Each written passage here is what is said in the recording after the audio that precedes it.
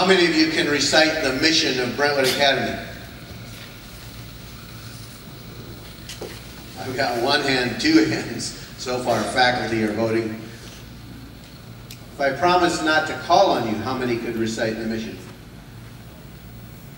I got a few more hands. All right, let's try it. The mission statement is a one-sentence summary of the target for which we're aiming.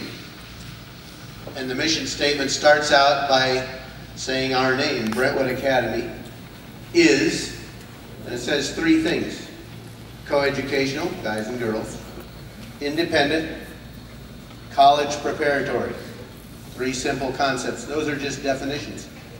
And then it says, Brentwood Academy is a coeducational, independent college preparatory school dedicated to nurturing and challenging each whole person.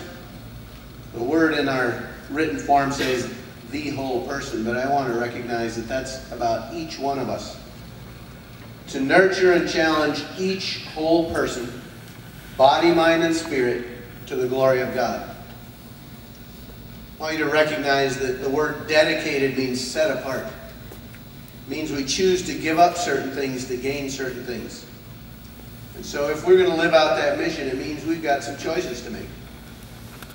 And when I say we, I don't just mean the faculty, I mean every person in this room. You've come and you've seen all that we have here. None of that was here when those parents decided to start Brentwood Academy. They hired a man named Mr. Bill Brown, who agreed to come and work at a school that didn't exist yet. A school that had no customers yet, no one to pay his salary yet. I want you to think about the fact that we're here enjoying cities we didn't build. We're getting orchards and vineyards that are producing for us that we didn't plant. I want you to be appreciative of the fact that God's used people 40 years ago to give us an opportunity here that's really unusual and exceptional. So Mr. Brown was hired, and then he hired Coach Flatt, and those two men began to plan the school year. A few other people were hired. And over the years, little by little, God brought more and more faithful people in: parents, students, faculty. There was a time when they didn't have enough classrooms for the students that wanted to come, and so they said to the parents, if you'll build a new classroom, your students can come. When people came here to start the school, they had nothing that we enjoy. And I want you to recognize that your parents are sacrificially contributing tuition and giving beyond tuition. But we're also benefiting from those who came before us. And I want us to appreciate that fact. Where you're sitting today, sat others before you. 40 years the school has been in session, since September 8th. On this September 8th, 40 years ago was the first day of school.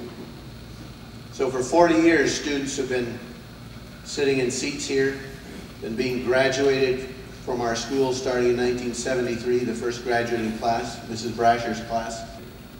And so there's an eternal purpose for what we have going on here.